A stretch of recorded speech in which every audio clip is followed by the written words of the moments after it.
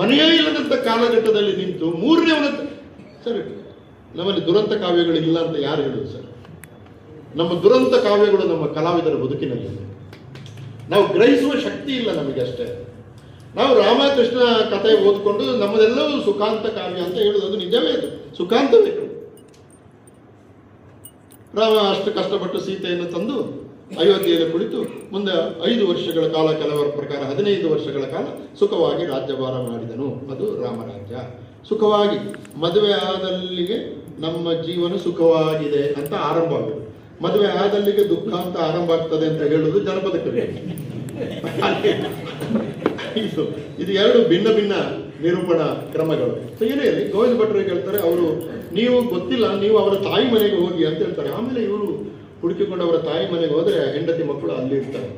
ಒಬ್ಬ ಕಲಾವಿದ 6 ತಿಂಗಳ ಮೇಲೆ ಬಂದು ತನ್ನ ಮನೆಗೆ ಬಂದು ಅಲ್ಲಿ ಮನೆ ಇಲ್ಲದಿರುವುದು, ಹೆಂಡತಿ ಇಲ್ಲದಿರುವುದು, ಮಗು ಇಲ್ಲದಿರುವುದು, ಏನಾಯ್ತು ಅಂತ ಗೊತ್ತಿಲ್ಲದಿರುವುದು, ಅದು ಯಾರೋ ಬಂದು ನೀನು ಅವರ ಮನೆಗೆ ಹೋಗು,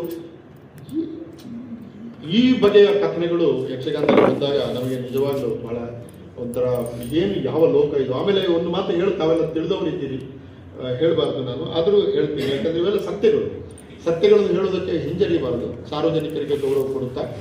ಈಗ 6 ತಿಂಗಳ ಕಾಲ ಇವರ ಕಾಮುಕ ಅಥವಾ ಇವರ ಕಾಮ ಹೆಂಗಿರ್ತದೆ ಸರಿ, 6 ತಿಂಗಳು ಅವ್ರು ಹೆಂಡತಿ ಅವರು ಸುರುಗಾಟ.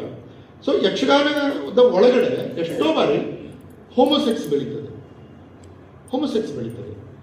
ಈಗ ನಾವು ಹೋಮೋಸೆಕ್ಸ್ ಬಗ್ಗೆ ಬೇರೆ ಈಗ ನಾವು ಏನೋ ಅದರ ಬಗ್ಗೆ ಸುಪ್ರೀಂ ಕೋರ್ಟ್ ತೀರ್ಮಾನ ಕೊಡ್ತು, ಅದ್ರ ಬಗ್ಗೆ ಎಲ್ಲ ಮಾತಾಡ್ತೇವೆ, ಕಾದಂಬರಿಗಳು ಬರ್ತವೆ, ಅದಾಯ್ತು. ಬಟ್ ಯಕ್ಷಗಾನದ ಒಳಗಡೆ ಅದು ಅನಿವಾರ್ಯ. ಮತ್ತು ಸ್ತ್ರೀ ವೇಷಧಾರಿಗಳಿಗೆ ಹೆಚ್ಚು ಒತ್ತಡ ಅಲ್ಲಿ. ಯಕ್ಷಗಾನದ ಒಳಗಡೆ ಸ್ತ್ರೀ ವೇಷಧಾರಿ ಚಂದ ಇರ್ತಾರೆ ನೋಡಿ. ನಮ್ಮ ಫಸ್ಟ್ ಕ್ರಶ್ಗಳು ನಮಗೆಲ್ಲ ಸ್ತ್ರೀ ವೇಷಧಾರಿಗಳು, ಯಕ್ಷಗಾನ ಸ್ತ್ರೀ ವೇಷಧಾರಿಗಳು ಈಗೆಲ್ಲ ಆಗ್ತಾರಲ್ಲ. ನನ್ನ ಫಸ್ಟ್ ಕ್ರಶ್ ದೀಪಿಕಾ ಪಡ್ಕೋಣೆ, ನನ್ನ ಫಸ್ಟ್ ಕ್ರಶ್ ಅವಳು ಇವಳು. ನಾನು ಹೇಳೋದು ನಮ್ಮ ಫಸ್ಟ್ ಕ್ರಶ್ ಸ್ತ್ರೀ ವೇಷಧಾರಿ ಯಕ್ಷಗಾನ ಕಲಾವಿದರು. ಅವರು ನಾವು ಚಿಕ್ಕದಿದ್ದಾಗ 5ನೇ 6ನೇಲಿ ಇದ್ದಾಗ ಬಂದು ರಂಗದ ಮೇಲೆ ಕುಣಿದ್ರೆ ಏನು ಚಂದ, ನಮ್ಮ ಲೈನೇ ಲೈನ್ ಅದಕ್ಕೆ.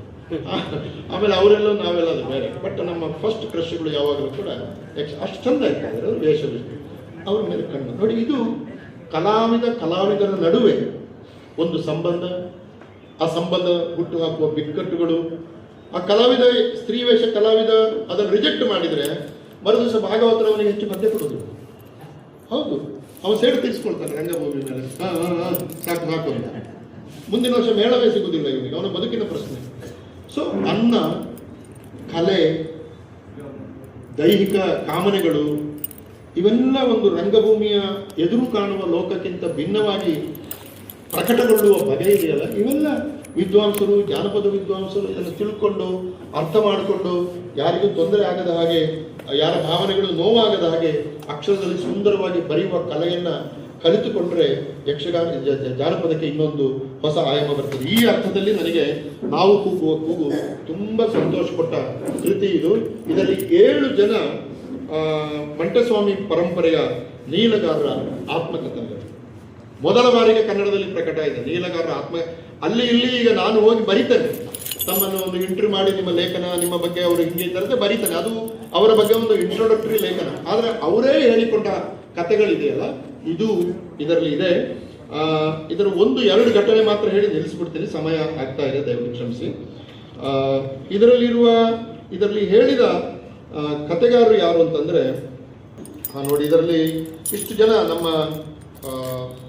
ಮಳವಳ್ಳಿ ಮಹಾದೇವ ಸ್ವಾಮಿ ಅವರದು ಸುದೀರ್ಘವಾಗಿದೆ, ಬಹಳ ದೊಡ್ಡ ಲೇಖನ, ಮುಳ್ಳೂರು ರಾಜ ಅವರು ಬರೆದಿದ್ದಾರೆ. ಆಮೇಲೆ ಮೈಸೂರು ಗುರುರಾಜ್ ಅವರದು ಡಾಕ್ಟರ್ ಸುಂದರ್ ಕೇನಾಜೆ ತುಂಬ ಒಳ್ಳೆಯ ಒಂದು ಲೇಖನ ಬರೆದಿದ್ದಾರೆ. ಆಮೇಲೆ ಮಾತಿನ ಚಿತ್ರ ಕಟ್ಟುವ ಕಲಾವಿದ ಪುತ್ತೂರು ಬಿಸಿಲು ನಾಯಕ, ನಾ ಕೇಳಿರಲಿಲ್ಲ ಈ ಹೆಸರು, ನಮ್ಮ ಗುರುರಾಜು ಮಳವಳ್ಳಿ ಅವರೆಲ್ಲ ಹೆಸರು ಕೇಳಿದೆ, ಆದರೆ ಬಿಸಿಲು ನಾಯಕ. ಹೆಚ್ಚಿನ ವಿಡಿಯೋಗಳಿಗೆ ಪ್ರತಿಧ್ವನಿ ಯೂಟ್ಯೂಬ್ ಚಾನೆಲ್ ಸಬ್ಸ್ಕ್ರೈಬ್ ಮಾಡಿ, ಬೆಲ್ ಐಕಾನ್ ಕ್ಲಿಕ್ ಮಾಡಿ.